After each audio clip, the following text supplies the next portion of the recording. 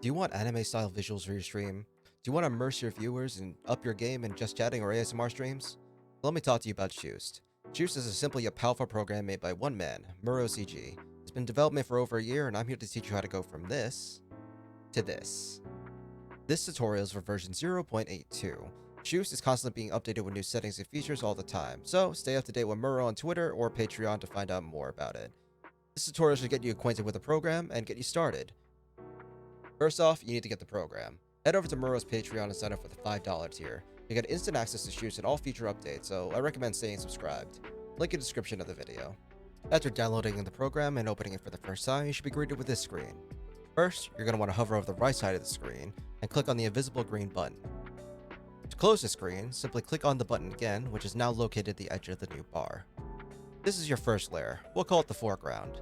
This layer is mostly unused, but can be utilized in interesting ways, like putting silhouettes of characters to make it look like you're talking to them. But you're going to want to delete this, you're not going to need it. This is your second layer, or your subject layer. This layer is used to put your model or PNG. We'll set up how to put your model here shortly. Finally, this is your third layer, your background layer. This layer is used to put your backgrounds, and you can put images or videos here. Now that that's all settled, let's set up your model and background. I'm making this video on the assumption that you already know how to use Spout. And if you don't know how to use it, I have a tutorial on my Twitter, and the link is in the description. What you're going to want to do here is you want to click on Spout Capture and Spout Output. Move back to the Layer tab and go to your Layer 2. You want to click on this right arrow until you get to Spout Capture. It'll most likely start on Shoost, so what you're going to do is click on the drop-down menu and click on VTube Studio Spout.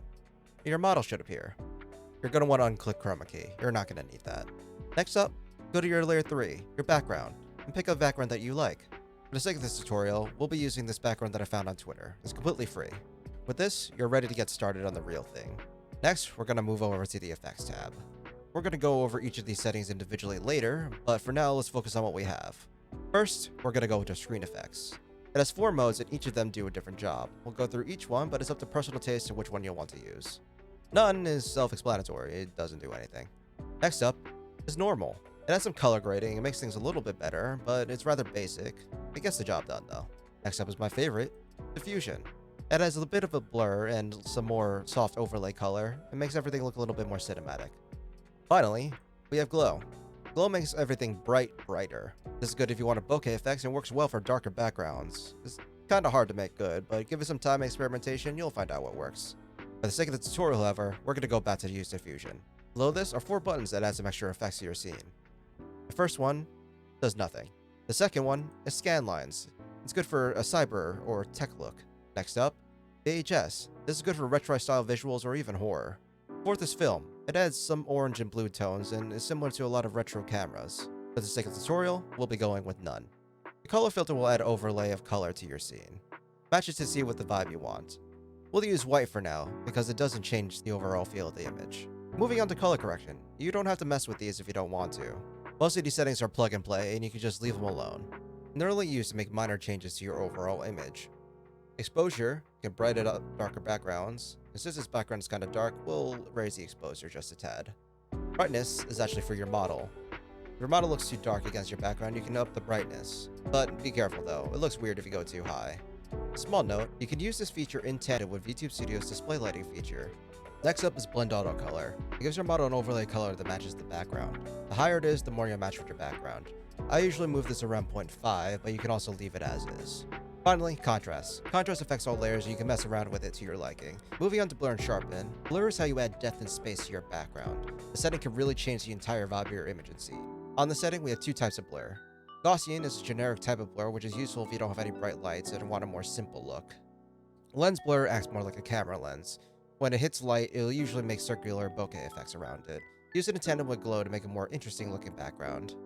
More does not necessarily mean better. The amount of blur you need is the amount that you want. Play with the slider and see what looks best for you. I personally use lens at anywhere from 2 to 3.75. Flare is a small setting that adds a lot to a scene. It's a small light that comes from a certain angle that you control. I recommend trying to find a light source in your background and using flare to match it to the scene. Since my background has these bluish white lights above me, we'll use the generic white light and set the intensity just a little bit higher. Angle dictates where the light is coming from, but we'll leave it alone for now.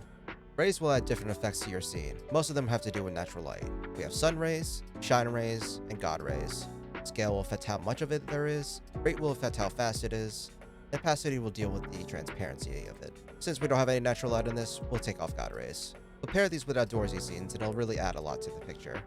Finally, we have the camera, and we can use it to artificially zoom in on your scene. However, I do recommend setting it to at least 2 to 4, as your model will disappear along the edges when using the next feature, camera modes. There are 3 different camera modes. One is camera shake. It has a simple movement to the camera and makes it look like you're being recorded by my handheld camera. There's pan follow. This will make the background follow you in your model. And then finally, there's explosion. If you press it, you explode. With this, the basics are over. We'll briefly go over the extra settings up top, but with your knowledge you have here, you have enough to make your own scenes. Every scene you create follows the same base as you see here, with some tweaks to the color here and there. I recommend saving what you have so far by going to Settings, pressing on File, and then go to Save As. Put the file somewhere safe and easily accessible, as you'll need to open it every single time you open the program. We'll now go over the extra effects at the top. Most of these settings won't fit to every scene idea you have, but can really drastically change them. Most of these come down to personal preference, and some settings are more self-explanatory than others.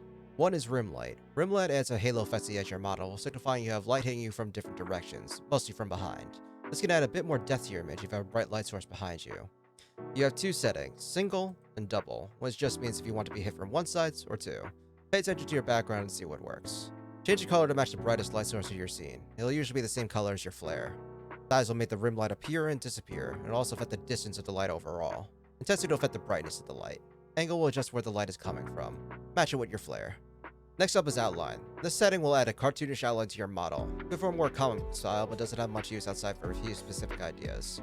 You have 3 qualities, low, medium, and high, as well as color, size, and opacity. The next setting is best used for karaoke scenes. It's called LED panel. It'll add a panel behind you like you're on a stage. There are 2 modes, normal and background only. Normal will include your model and will track along with your movements. Pixel size will change to how big the pixels are. Position will change the position. Exposure will change the brightness of the background, and brightness will change the brightness of your model. One of the coolest settings is the weather effects. You have 3 to choose from: rain, snow, and smoke. Rate will change how much of it there is. Next are particle effects, and these are situational anime-esque effects. You have 9 to choose from. There's sparkle, sparkle cross, sparkle animation, heart animation, bokeh, dust, sakura petals, and confetti. And like the weather effects, you can up the rate to increase the amount. The next is camera flash. That's all it does. The newest feature that comes with version 0.82 is the camera switcher. It's pretty complicated, but this will add a camera that swaps between set places and will add a lot to a scene. I mostly think it'll be good for karaoke. You have 3 switch types. One is cut, a fast cut that instantly moves from place to place. The next is blend. The camera will move naturally from position to position. Mix is a combination of the 2 other settings. To go with this, you also have a timer. Second equals seconds, and it will just change every 4 seconds or whatever you set it as. BPM will go at a set BPM that you choose. If you want to do it manually, you can go to songbpm.com, find the song BPM, and then change it accordingly. Pressing start on a beat will automatically sync it up. Audio will automatically detect your song and change accordingly to the beat. And finally, there's manual, in case you want to just change everything yourself. Shoost is an amazing program, but most of its power comes from you and your creativity. Experiment and try to make every idea you have come to life. I hope this helps everyone. If you have any questions, you could comment below and I'll try to answer every single one.